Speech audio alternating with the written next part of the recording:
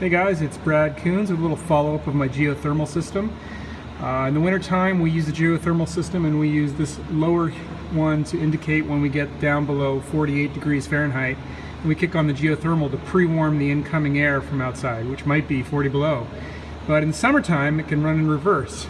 So we have this top one up here that is set to cooling mode. So when that one gets above 65 degrees by 1 degree, so it's got a degree of hysteresis. So when that hits 66, right now it's about, I think it's around 85 to 88 degrees outside. It's a pretty hot day here, especially for the spring in Ontario. So basically when that kicks on, that'll run the cold water from the well through the coil, and the cold water acts like there, it just kicked on. So now that one's running in cooling mode, which will run all summer, unless we get something really cold, with a really cold night with a frost or something. Then the bottom one would kick on and say, hey, the water's actually warmer than outside, we better warm up the air. But in the summertime mostly, it's for the days when it gets to be hot above my set point, and that kicks on the circulator pump, and you can see this temperature starting to drop because it's bringing cold water from the well through the radiator. And so that radiator is now cooling down the incoming air. When it gets down below 65, it says, okay, we hit our set point, turn the pump off. So that lasted maybe 20-30 seconds. And now it'll continue to coast because we just loaded a bunch of cold water into the radiator. So that mass is going to start cooling down the air that's coming in. So basically, the temperature will cycle between around 63 and 66, back and forth.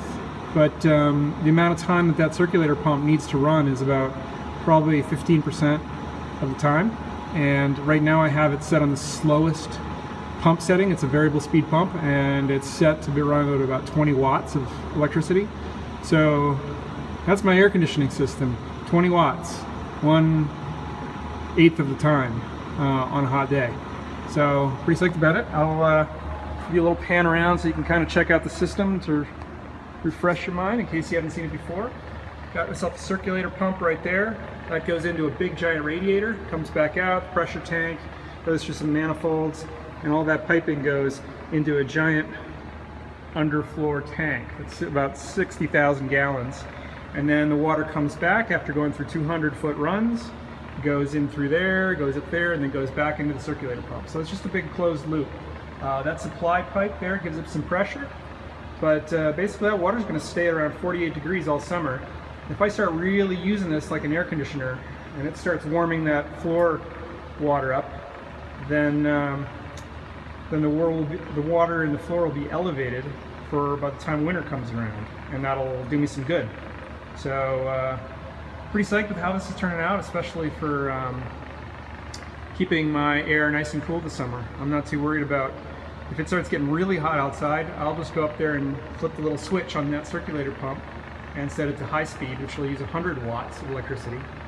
But it's a pretty far cry from the electricity that you guys have to spend for down in the southern climate for cooling your air. And with 85 or 88 outside right now, I think I'm going to be all right if this is kind of a unusually hot day for Ontario. We might get up to 100 a few days, but most of the time it'll be in the 70s or 80s. So that's my system.